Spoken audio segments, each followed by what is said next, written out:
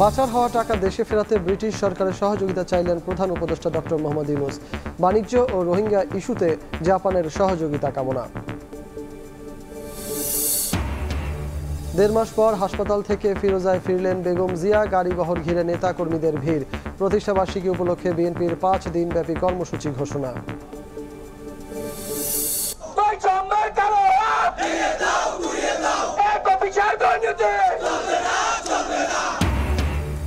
নানা দাবিতে রাজপথে পেশাজীবীরা। অনির্দিষ্টকাল বন্ধ এনআইডি সেবা। রেল ভবনে অবস্থান, চিকিৎসকদেরও বিক্ষোভ। দেশ স্থিতিশীল হতে ৬ মাস দরকার বললেন সার্জিস। পাপন অধ্যায়ের অবসান। প্রায় ১ যুগ পর নতুন সভাপতি পেল বিসিবি। দায়িত্ব নিলেন ফারুক আহমেদ। কারো বিরুদ্ধে দুর্নীতির প্রমাণ মিললে ব্যবস্থার হুঁশিয়ারি। এবং ভোজ্য তেল, চিনি, আলুর দাম বেঁধে দিয়ে শিক্ষার্থীদের ১ সপ্তাহের আলটিমেটাম। জনবলের অভাবে ভাঙা যাচ্ছে না বাজার সিন্ডিকেট, বলছে প্রতিযোগিতা কমিশন।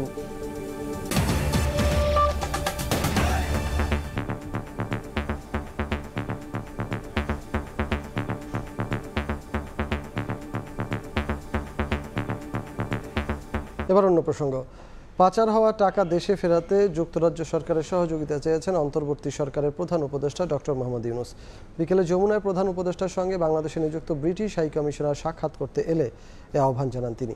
এছাড়া জাপানি রাষ্ট্রদূতের সঙ্গে সাক্ষাতে বাণিজ্য ও রোহিঙ্গা ইস্যুতে টোকিওর সহযোগিতা কামনা করেন। বৈঠকের পর বিস্তারিত তুলে ধরেন প্রধান উপদেষ্টার প্রেস সচিব। জানান ৩০ আগস্টের আগেই জাতিসংঘের গুম বিষয়ক আন্তর্জাতিক কনভেনশনে সই করবে বাংলাদেশ। বুধবার বিকেলে রাষ্ট্রীয় দ্বিতীয় ভবন যমুনায় অন্তর্বর্তীকালীন সরকারের প্রধান উপদেষ্টা ডক্টর মোহাম্মদ ইউনূসের সঙ্গে সৌজন্য সাক্ষাৎ করতে আসেন ঢাকায় নিযুক্ত জাপানি রাষ্ট্রদূত ইয়োয়ামা কিমিনোরি। বৈঠকে দুই দেশের কৌশলগত অংশীদারত্বের কথা তুলে ধরে বাংলাদেশের পাশে থাকার কথা জানান জাপানি রাষ্ট্রদূত। গুরুত্ব দেন অর্থনৈতিক সহযোগিতা, শান্তি স্থিতিশীলতা ও মানুষের মধ্যে যোগাযোগ আরও বাড়ানোর বিষয়ে। পরে প্রধান উপদেষ্টার সঙ্গে বৈঠক করেন বাংলাদেশে নিযুক্ত British high commissioner Sarah Cook. উভয় কূটনীতিকের সঙ্গে বৈঠকে বাংলাদেশে বিনিয়োগ বাড়ানো, অর্থনৈতিক সহযোগিতা, রোহিঙ্গা ইস্যুতে সহযোগিতা কামনা করেন প্রধান উপদেষ্টা ডক্টর মোহাম্মদ ইউনূস। বৈঠকের বিষয়ে সন্ধ্যায় ফরেন সার্ভিস একাডেমিতে ব্রিফিংয়ে বিস্তারিত তুলে ধরেন প্রধান উপদেষ্টার প্রেস সচিব শফিকুল আলম। জানান ব্রিটিশ হাইকমিশনারের সঙ্গে বৈঠকে পাচার হওয়া টাকা দেশে ফিরিয়ে আনতে যুক্তরাজ্য সরকারের সহযোগিতা চেয়েছেন ডক্টর ইউনূস। এটাকে ট্র্যাক করা বা এই টাকাকে ফিরিয়ে আনার জন্য তাদের হেল্প চেয়েছেন। আপনি জানেন প্রাক্তন গভর্নমেন্টের অনেকে ওইখানে বাড়ি ঘর করেছেন, তো টাকাটা কিভাবে গেল এটা একটা বড় কোশ্চেন। সে বিষয়ে যায় যে মানিটা লন্ডার হয়েছে সেই মানিটা কিভাবে ফেরত নিয়ে আসা যায় সেই জন্য ব্রিটিশ হাই কমিশনের কাছে উনি সাপোর্ট চেয়েছেন। ব্রিফিংয়ে কুমিল্লার নোয়াখালী, ফেনী সহ বিভিন্ন স্থানে সাম্প্রতিক বন্যা পরিস্থিতিতে সরকারের প্রস্তুতিও তুলে ধরেন প্রধান উপদেষ্টার প্রেস সচিব। এটা তো মূলত বৃষ্টির কারণে হয়েছে, বৃষ্টিটা ২৬ তারিখ পর্যন্ত থাকবে এবং এই ২৬ তারিখে খুবই হেভি ডাউনফল হওয়ার তারা আশঙ্কা করছেন এই সময়টা। তো খুব দ্রুত বন্যা ভালো হবে এটা কোনো আমি কারোর কাছ থেকে শুনি নেই, বাট আমাদের খুব অ্যাডুকুয়েট প্রিপারেশন আছে। পর্যাপ্ত খাবার, পর্যাপ্ত মেডিসিন সব বা যেগুলো লাগে শুকনো খাবার সেগুলো সরবরাহ করা হয়েছে। ৩০ আগস্টের আগেই জাতিসংঘের গুম বিষয়ক আন্তর্জাতিক কনভেনশনে বাংলাদেশ সই করবে জানিয়ে প্রেস সচিব বলেন, প্রতিটি নিখোঁজের ঘটনারই তদন্ত করবে সরকার। পরিকল্পনায় আছে এ বিষয়ক কমিশন গঠনেরও। ফারুক ভিয়া, রবিন, সময় সংবাদ, ঢাকা। ১.৫ মাস পর হাসপাতাল থেকে গুলশানের বাসভবন ফিরোজায় ফিরলেন বিএনপি চেয়ারপারসন বেগম খালেদা জিয়া। সন্ধ্যা ৭টার কিছু পর রাজধানীর এভার কেয়ার হাসপাতাল থেকে বের করা হয় বিএনপি চেয়ারপারসন বেগম খালেদা জিয়াকে। এ সময় তার গাড়ি বহরের পাশে নেতাকর্মীরা স্লোগান দিতে থাকে।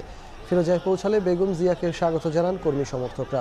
এর আগে গত ৮ জুলাই ভোর রাত ৪টার দিকে রাজধানীর বসুন্ধরা আবাসিক এলাকায় এভার কেয়ার হাসপাতালে ভর্তি করা হয় বিএনপি নেত্রীকে। এরপর থেকে তিনি সেখানেই চিকিৎসাধীন ছিলেন। সাবেক প্রধানমন্ত্রী শেখ হাসিনা গত ৫ই আগস্ট ছাত্র জনতার গণ অভ্যুত্থানে ক্ষমতাচ্যুত হলে রাষ্ট্রপতির এক আদেশে বেগম জিয়াকে মুক্তি দেওয়া হয়। ফিরিয়ে দেওয়া হয় বেগম জিয়ার পাসপোর্ট।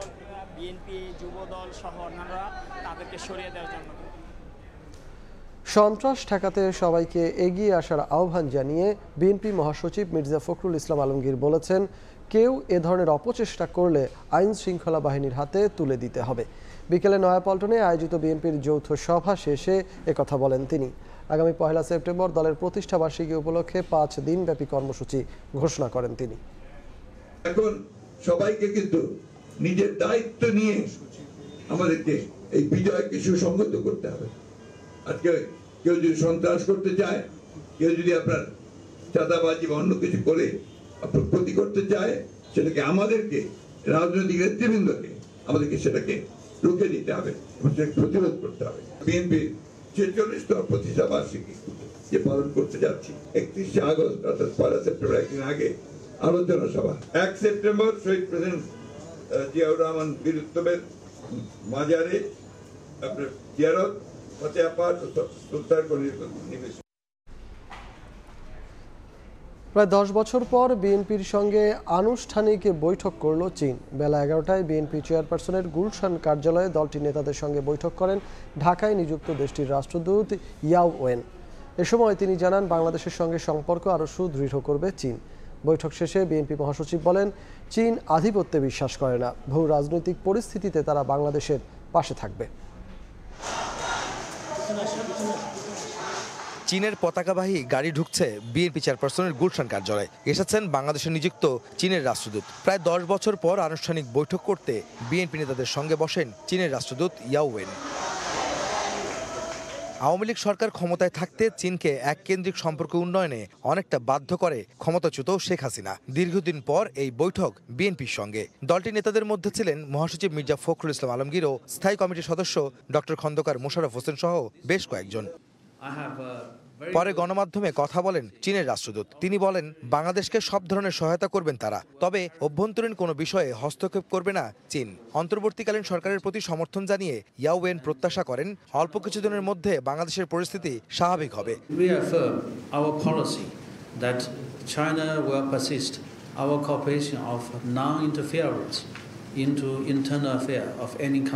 বিএনপি মহাসচিব মির্জা ফখরুল বলেন, দীর্ঘদিন পর চীনের রাষ্ট্রদূতকে পেয়ে আনন্দিত তার দল। চীনের সাথে সম্পর্ক আরো গভীর হবে জানিয়ে মির্জা ফখরুল বলেন, ওয়ান চীন পলিসিতে সমর্থন করে বিএনপি। ছাত্র জনতার যে বিপ্লব পরে তাদের আমাদের কার্যালয়ে এই আশাটা, এটাকে আমরা অত্যন্ত গুরুত্বের সঙ্গে নিচ্ছি এবং আমরা যেটা মনে করি যে চীনের বাংলাদেশের জনগণের প্রতি তাদের যে কমিটমেন্ট, তাদের প্রতিশ্রুতি, তাদের ডেভেলপমেন্টের জন্য একই সঙ্গে তারা পরিষ্কার করে বলেছেন যে তারা আধিপত্যবাদে বিশ্বাস করেন না। আমরা ওয়ান চায়না পলিসিতে সবসময় বিশ্বাস করে এসেছি, সেটা আমরা ফার্দার থেকে আমরা আরো দৃঢ়তার সঙ্গে সেই ঘোষণা আমরা করতে চাই।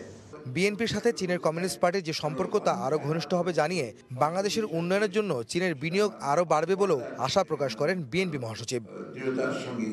আহমেদ সালেহীন, সময় সংবাদ, ঢাকা। সাম্প্রদায়িক সম্প্রীতির দেশে অন্য ধর্মাবলম্বীদের উপর হামলা হলে কঠোর শাস্তির হুঁশিয়ারি দিয়েছেন অন্তর্বর্তী সরকারের ধর্ম বিষয়ক উপদেষ্টা ডক্টর আ.ফ.ম. খালিদ হোসেন। অন্যদিকে দেশের সব খাতে স্থিতিশীলতা ফেরাতে অন্তত 6 মাস দরকার বলে মন্তব্য করেছেন বৈষম্য বিরোধী ছাত্র আন্দোলনের অন্যতম সমন্বয়ক সার্জিস আলম। ছাত্র জনতার আন্দোলনে আহত ও গুলিবিদ্ধ শিক্ষার্থীদের দেখতে বুধবার সকালে চট্টগ্রাম মেডিকেলে যান অন্তর্বর্তী সরকারের ধর্ম বিষয়ক উপদেষ্টা ডক্টর আ.ফ.ম. খালিদ হোসেন। তার সঙ্গে ছিলেন বৈষম্য বিরোধী ছাত্র আন্দোলনের অন্যতম সমন্বয়ক সার্জিস আলম ও হাসনাত আবদুল্লাহ। পরে সাংবাদিকদের সঙ্গে কথা বলেন দুই সমন্বয়ক। দেশের সবখানে স্থিতিশীলতা ফিরতে অন্তত 6 মাস সময় দরকার বলে জানান তারা। অন্তর্বর্তী সরকার নিত্যপণ্যের বাজার নিয়ন্ত্রণে কাজ করছে বলেও জানানো হয়। বিগত 16 বছর ধরে যে মানুষরা একটি মাত্র কথা বলার সাহস করেনি, বিগত 53 বছরে যারা এই লুপ হোলগুলো নিয়ে রাস্তায় নামার খুব একটা সাহস করেনি, সেই মানুষগুলো একটি অন্তর্বর্তীকালীন সরকার গঠন হওয়ার সাথে সাথে চাচ্ছে 16 দিনের মধ্যে সব সমস্যার সমাধান হয়ে যাক। রাষ্ট্রকে মিনিমাম একটি স্থিতিশীল অবস্থা আসার জন্য অন্তত 3 থেকে 6 মাস আপনাদের অবশ্যই সময় দিতে হবে। বাজারের দাম ক্রমশ কমে গিয়েছিল, নতুন একটি রাজনৈতিক দলের আন্ডারে আবার সেই সিন্ডিকেটটি গড়ে উঠছে। আমরা এই সিন্ডিকেট থেকে সতর্ক করে দিতে চাই। হাসপাতাল পরিদর্শন শেষে ধর্ম বিষয়ক উপদেষ্টা ডক্টর আফম খালিদ হোসেন বলেন, সাম্প্রদায়িক সম্প্রীতি দেশে অন্য ধর্মাবলম্বীদের উপর হামলা হলে তাদের কঠোর শাস্তির মুখোমুখি করা হবে। এখানে বাংলাদেশের হিন্দু, বৌদ্ধ, খ্রিস্টান, মুসলমানরা আমরা একই আইনের অধীনে পরিচালিত হই। যারা এই উপাসনালয়ে হামলা করে বা আমাদের হিন্দু, বৌদ্ধ, খ্রিস্টান ভাইদের ঘরে যারা হাউস হোল্ড আক্রান্ত করে, আমরা এদেরকে ক্রিমিনাল মনে করি এবং this criminal will be punished by the existing law. আহত শিক্ষার্থীদের চিকিৎসার খরচ সরকারিভাবে বহনের আশ্বাস দেন ধর্ম উপদেষ্টা। শফিকুল আলম, সময় সংবাদ, চট্টগ্রাম। এইচএসসির স্থগিত পরীক্ষা বাতিলের সিদ্ধান্ত পুনর্বিবেচনা করা হবে কিনা তা আন্তঃশিক্ষা বোর্ড ঠিক করবে বলে মন্তব্য করেছেন শিক্ষা উপদেষ্টা ওয়াহিদুদ্দিন মাহমুদ। সচিবালয়ে শিক্ষার্থীদের আন্দোলন এবং এইচএসসির স্থগিত পরীক্ষা বাতিলের বিষয়টিকে অনভিপ্রেত বলে মন্তব্য করে এ বিষয়ে আরও যৌক্তিক চিন্তাভাবনার অবকাশ ছিল বলেও জানান তিনি।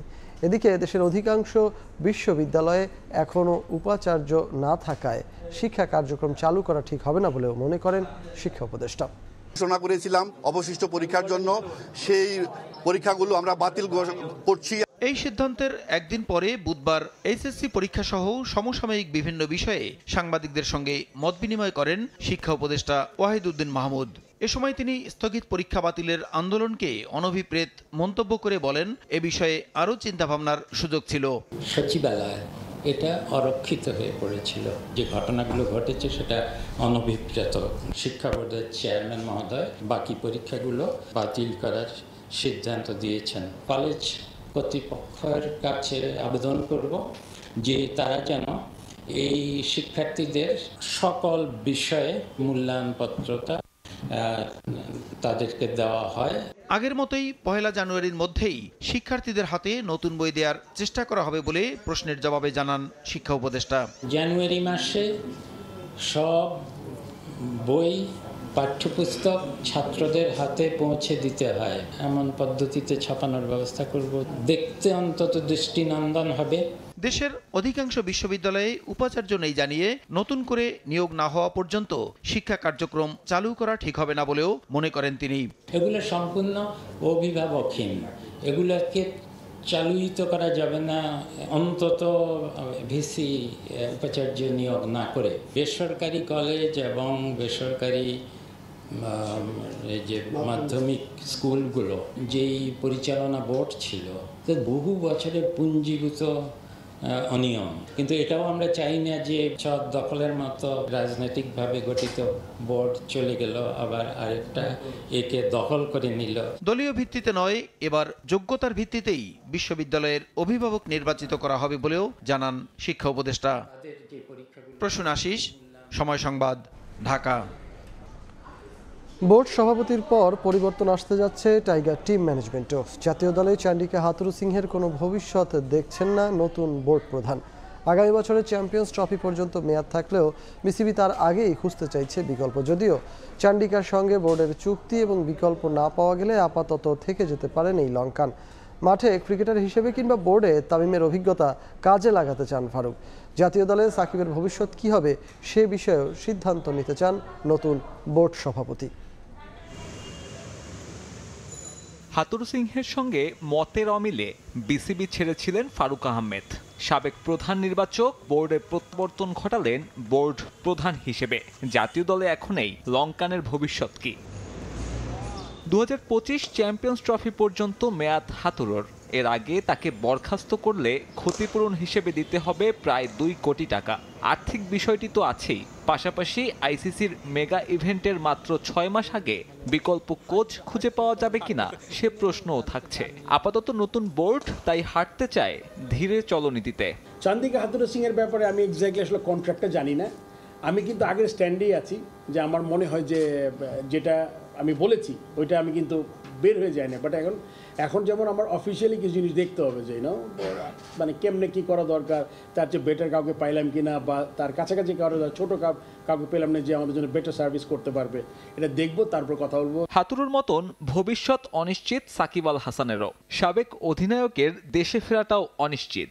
পাকিস্তানে চলমান সিরিজে মাঠে নামতে পারলেও হোম সিরিজগুলোতে এই অলরাউন্ডারকে নিয়ে কি সিদ্ধান্ত নেবে সে আলোচনাও চলছে নীতি নির্ধারণী মহলে। বোর্ডের সাথে আলোচনা করব যে সাকিব এখন যে স্টেটে আছে সেই স্টেটে গিয়ে সে কি ক্যান হি কন্টিনিউ। অবশ্যই ডিপেন্ড করে যে আপনার এই যে 2টি টেস্ট ম্যাচেস আছে তারপরে কি হবে, তখন এটা বোর্ডের একটা পলিসি ম্যাটার হবে। এটা সাকিবের সর্বনাশে পৌষ মাস তামিম ইকবালের।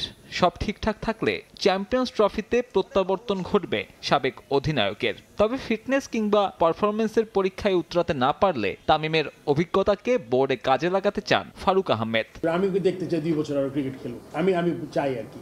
অ্যান্ড কি ফরম্যাটে খেলবে, I think 50 ওভার্স is best, because longer version সবচেয়ে ভালো হতো এক্সপিরিয়েন্স সহ, কিন্তু লঙ্গার ভার্সনে হয়তো বা যেই এক্সশন বা যেই কষ্টটা এটা হয়তো ওর বডি নিতে পারবে কিনা আমি জানি না, সেটা তামিমই বলতে পারবে। বাট যেটাই ও করে খুব ভালো হয় যদিও খেলতে পারে, আর যদি খেলতে না পারে ও যদি বোর্ডে আসে তাইলে আমি খুব খুশি হব। নতুন বোর্ডে নতুন নীতি আসতে যাচ্ছে ক্রিকেটারদের জন্য। আন্তর্জাতিক সিরিজের পাশাপাশি ঘরোয়া টুর্নামেন্ট চলাকালীন মাঠের বাইরের এন্ডোর্সমেন্টে কাজ করতে পারবেন না ক্রিকেটাররা। সাব্বির মিথুন, সময় সংবাদ, ঢাকা। বিএনপি চেয়ারপারসন বেগম খালেদা জিয়া বাসায় ফেরার পর কথা বলছেন তার ব্যক্তিগত চিকিৎসক। সরাসরি চলে যাচ্ছি গুলশানে। তার কারণে চিকিৎসকদের অক্লান্ত পরিশ্রম, স্বাস্থ্যকর্মীদের অর্থাৎ নার্স সহ অন্যান্য সকল স্টাফদের অক্লান্ত পরিশ্রমে উনি কিছুটা সুস্থ হয়েছেন। কিন্তু মনে রাখতে হবে যে ওনার, আমরা আগেও বলেছি, ওনার চিকিৎসার জন্য একটি পর্যায়ে আমরা আছি, অর্থাৎ ওনার যে যাতে ওনার শারীরিক অবস্থা খুব মারাত্মক রকমভাবে খারাপ না হয়ে যায় সেটি থেকে বেরিয়ে আসার জন্য টিপস করা হয়েছে ক্রনিক লিভার ডিজিজের জন্য এবং হার্টের আপনার পিসিআই বলি আমরা, অর্থাৎ স্ট্যান্টিং যেটাকে বলা হয়, সেটি করে ওনাকে উনি যাতে সক্ষম থাকে, উনি যাতে চলতে পারে সে অনুযায়ী ব্যবস্থা করা হয়েছে। কিন্তু ওনার একটি শরীরের পূর্ণাঙ্গ ইভালুয়েশন, অর্থাৎ ডাক্তারি ভাষায় বলে গ্লোবাল ইভালুয়েশন, অর্থাৎ মানুষের বিভিন্ন অঙ্গ প্রত্যঙ্গ, অর্থাৎ কিডনি বলেন, লিভার বলেন, হার্ট বলেন, প্রত্যেকটি জিনিসের পরীক্ষা নিরীক্ষা আছে। এগুলো করে একটি ওনার যেটা যথোপযুক্ত এবং সঠিক যে পার্মানেন্ট চিকিৎসা যেটা সেটি করা জরুরি এবং সেজন্যই উনি একটা পর্যায়ে বিদেশে যাওয়ার জন্য আমরা বলেছি এবং এখনও আজকেও মেডিকেল বোর্ড সকালবেলা আবার বসছে এবং তারা একই ধরনের রিকমেন্ডেশন দিয়েছে যত দ্রুত সম্ভব যখনই ওনাকে শারীরিকভাবে, ওনাকে যেহেতু দেশের বাইরে আমরা আগেও বলেছি যে ইউনাইটেড কিংডম অর্থাৎ যুক্তরাষ্ট্র বা জার্মানির কথা আমরা বলেছি, সেখানে যেতে হলে বেশ লম্বা সময় ফ্লাই করতে হবে, সেই জন্য একটি শারীরিক সুস্থতার প্রয়োজন আছে। সেই জন্যই ওনার শারীরিক সুস্থতাকে এমন পর্যায়ে আনার চেষ্টা করা হচ্ছে যাতে উনি একটা লম্বা সময়, অর্থাৎ 8 থেকে 15 ঘন্টা, কোনো কোনো ক্ষেত্রে 21 ঘন্টাও হয়, সেইটা যাতে উনি ফ্লাই করতে পারে, সেই সুস্থতা ওনার হয়, আল্লাহ রাব্বুল আলামিন যাতে সেই সুস্থতা দেন, সেজন্যই মেডিকেল বোর্ডের তত্ত্বাবধানে এখন বাসায় রেখে আজকে আমরা নিয়ে আসছি। বাসায় রেখে চিকিৎসা চলবে, পরবর্তীতে ওনাকে যত দ্রুত সম্ভব ইনশাআল্লাহ মেডিকেল রিভিউর জন্য আবারও ওনার যে মাল্টিডিসিপ্লিনারি অ্যাডভান্স সেন্টারে নেওয়ার যে পরিকল্পনা, সেটি পরিবারের সদস্যরা এবং চিকিৎসকদের সুপারিশক্রমে ইনশাআল্লাহ গ্রহণ করবে। আপনাদের সবাইকে ধন্যবাদ এবং আপনাদেরকে দেশনেত্রী বেগম খালেদা জিয়া সবার কাছে কৃতজ্ঞতা প্রকাশ করেছেন, ধন্যবাদ জানিয়েছেন দেশের মানুষের প্রতি। আপনাদের মাধ্যমে সবাইকে এটা পৌঁছে দেওয়া যে ওনার সুস্থতার জন্য আপনারা যেমন দোয়া করেছেন, সেই সাথে বিগত আন্দোলন, ছাত্র জনতার যে গণ অভ্যুত্থান, সেখানে যে পরিমাণ আমাদের ছাত্র বলেন, রাজনৈতিক কর্মী বলেন, বিএনপি সহ অন্যান্য দলের নেতা কর্মীরা ইন্তেকাল করেছে, শহীদ হয়েছে, তার জন্য অনেক মানুষ পঙ্গু হয়ে গেছে, তাদের সবার জন্য, সবাইকের জন্য উনি আত্মার মাগফিরাত কামনা করেছে, তাদের শহীদ হয়েছে, আর যারা অসুস্থ তাদের সুস্থতা কামনা আপনাদের মাধ্যমে উনি জাতি এবং তাদের পাশে দাঁড়ানোর জন্য উনি অঙ্গীকার ব্যক্ত করছেন। Thank you.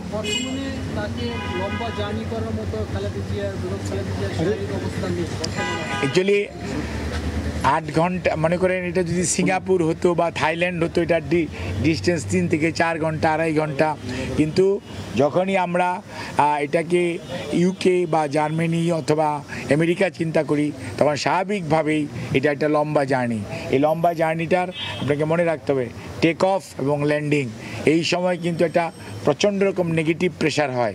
কাজে আপনার মাথায় থাকতে হবে যে রুগীর শারীরিক সুস্থতা কতটুকু আছে, সেই জার্নি অর্থাৎ মানে সক্ষমতা কতটুকু আছে সেটি একটা বিষয়। সেই জন্যই সব কিছু বিবেচনা করে পরবর্তীতে সিদ্ধান্ত আপনাকে জানানো হবে। Thank you. ভোজ্য তেল, চিনি, আলুর দাম বেঁধে দিয়ে 1 সপ্তাহের আলটিমেটাম দিয়েছেন শিক্ষার্থীরা। তাদের দাবি, শেখ হাসিনা সরকারের আমলে সিন্ডিকেট গড়ে তুলে বাজারে বাড়ানো হয়েছে নিত্যপণ্যের দাম। দুপুরে রাজধানীর ইস্কাটনে বাংলাদেশের প্রতিযোগিতা কমিশনের সভাকক্ষে সরকারি বিভিন্ন দপ্তরের কর্মকর্তাদের সঙ্গে বৈঠকে অভিযোগ করেন শিক্ষার্থীরা। জনবলের অভাবেই বাজার সিন্ডিকেট ভাঙা যাচ্ছে না বলে জানায় প্রতিযোগিতা কমিশন। বাজারে যখন পণ্য মূল্যে অসহায় ভোক্তারা, তখন বুধবার দুপুরে বাংলাদেশ প্রতিযোগিতা কমিশনের সভাকক্ষে বিভিন্ন কোম্পানির প্রতিনিধি, বাংলাদেশ ব্যাংক, শিল্প মন্ত্রণালয়ের কর্মকর্তাদের সঙ্গে বৈঠকে বসেন বৈষম্য বিরোধী ছাত্র আন্দোলনের সমন্বয়ক বিনিয়ামিন মোল্লা সহ শিক্ষার্থীরা। এ সময় এনবিআর, বাংলাদেশ ব্যাংকের কর্মকর্তাদের বিরুদ্ধে অবৈধভাবে ব্যবসায়ীদের সুযোগ দেওয়ার অভিযোগ তোলেন শিক্ষার্থীরা। টাকা ছাপিয়ে সরকারকে প্রায় 41,000 কোটি টাকা ঋণ দেওয়ার অভিযোগ তোলা হয় বাংলাদেশ ব্যাংকের কর্মকর্তাদের বিরুদ্ধে। তাদের একটা দৃষ্টান্তমূলক শাস্তি হওয়া প্রয়োজন, কিন্তু আপনার প্রতিষ্ঠান এই শাস্তির লক্ষ্যে কোনো কাজ করেছে কি? উপর মহলের চাপে তারা সঠিক সিদ্ধান্ত দিতে পারেনি। তারা কিন্তু সাথে সাথে রাস্তায় বলতে বাংলাদেশ ব্যাংক প্রাঙ্গণে নেমে গিয়েছিল। ঊর্ধ্বতন কর্মকর্তাদের অফিস রুমে গিয়ে তাদেরকে বলতে চেয়েছে যে আপনারা পদত্যাগ করুন। একই সঙ্গে উঠে আসে সিন্ডিকেট করে বাজারে পণ্যের দাম বাড়ানোর নানা অভিযোগ। ভোগ্যপণ্যের বাজারে স্বস্তি ফেরাতে দ্রুত সিন্ডিকেট ভাঙার হুঁশিয়ারি দেন শিক্ষার্থীরা। এই বাংলাদেশ রাষ্ট্র ব্যবস্থাটাকে, যে ব্যবসায়ী প্রতিষ্ঠানগুলোর এতদিন জিম্মি করে রেখেছিল, আমরা চাই যে তারা জনবান্ধব হয়ে কাজ করুক, জনগণের জন্য কাজ করুক। আমরা কোনো অ্যাসোসিয়েশনের মেম্বার না, আমরা ওই অ্যাসোসিয়েশনের যেহেতু আমরা মেম্বার না, সেহেতু বাণিজ্য মন্ত্রণালয় থেকে যখন প্রাইসিং ডিক্লেয়ার করবে তখন আমরা সেই প্রাইসটা জানতে পারি এবং সেটা অনুযায়ী আমরা কার্যকলাপ চালাতে পারি। আমরা ডলারটা কিনছি হলো আপনার কত দাম দিয়ে, 100 কোটি টাকা, এটা একটা ব্যাপার।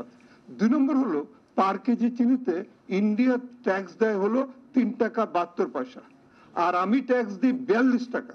এ সময় পণ্যের দাম নির্ধারণের ক্ষেত্রে বহুমুখী বাজার বাস্তবতা তুলে ধরেন ব্যবসায়ীরা। এপিসি এর সভাপতি ছিলেন, ভাইস প্রেসিডেন্ট ছিলেন, যারা নমিনেটেড বাই সেই গভর্নমেন্ট বা সরকার, সেই বাণিজ্য মন্ত্রণালয়ের মাধ্যমে তাদেরকে দেওয়া হতো। তারা ব্যবসায়ীদের জন্য যেই লিগ্যাল কথা সেটা না বলে ম্যাক্সিমাম টাওয়ারলি সরকারের পক্ষে কথা বলছে। বাজার নিয়ন্ত্রণে বাংলাদেশ প্রতিযোগিতা কমিশনের কর্মকাণ্ড নিয়ে প্রশ্ন তোলা হলে সংস্থাটির চেয়ারপারসন বলেন, কর্মকর্তা ও সক্ষমতার অভাবে সিন্ডিকেট দমনে হিমশিম খেতে হচ্ছে তাদের। আমার সক্ষমতার অভাব আছে, এটা আমি 14 তারিখে ওনাদেরকে বলেছি, তাদের হেল্প চেয়েছি to increase my man power. আমার এটা দরকার। বাজারে অসঙ্গতি দূর করতে ভোক্তার সচেতনতা আর সবার সমন্বিত উদ্যোগের কোনো বিকল্প নেই বলে মতামত দেন আলোচকরা। এরপরও ওদের সাইফুল ইসলাম, সময় সংবাদ, ঢাকা। অবশেষে ভেঙে দেওয়া হচ্ছে ইসলামী ব্যাংকের পরিচালনা পর্ষদ। বুধবার এ তথ্য জানিয়েছেন বাংলাদেশ ব্যাংকের গভর্নর আহসান এইচ মনসুর। ইসলামী ব্যাংকের জন্য নতুন পরিচালনা পর্ষদ গঠন করা হবে বলেও জানান গভর্নর। প্রেক্ষাপটে ইসলামী ব্যাংকের বর্তমান পরিচালনা পর্ষদ ভেঙে দেওয়ার নীতিগত সিদ্ধান্ত নিয়েছে বাংলাদেশ ব্যাংক। বুধবার দুপুরে জরুরি সংবাদ সম্মেলন করেন governor doctor Ahsan H Mansur. জানান, ইসলামী ব্যাংকের জন্য গঠন করা হবে নতুন পরিচালনা পর্ষদ। একে একে সব দুর্বল ব্যাংকের পর্ষদ ভেঙে দেওয়া হবে বলেও জানান তিনি। যে ভগ্নাদশা আছে সেটাকেই উদ্ধার করতে হবে। এখান থেকে আমরা অবশ্যই 100 টাকা পাবো না, এটা নিয়ে কোনো সন্দেহ নেই। যেটুকু পাওয়া যায় সেটুকুই চেষ্টা করতে হবে। পর্ষদ ভেঙে দেওয়া ব্যাংকগুলো কারা চালাবেন এমন প্রশ্নে গভর্নর জানান, সরকার কোনো ব্যাংকের দায়িত্ব নেবে না। আপাতত কার্যক্রম চলবে স্বতন্ত্র পরিচালক দিয়ে। যদি কারো 2%-এর উপর শেয়ার থাকে, তার একটা বোর্ডে বসার একটা অধিকার জন্মায়, তাহলে আমরা তাকে দিতে পারি।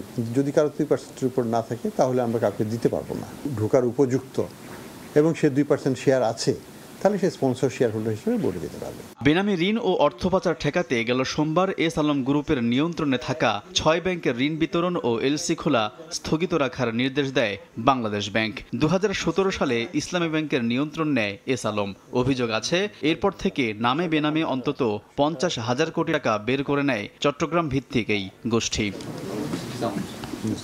আলতাফ হুসাইন, সময় সংবাদ, ঢাকা। এই ছিল রাতের সময়। এরপর দেখবেন সময় সংবাদ। সঙ্গে থাকুন সময়।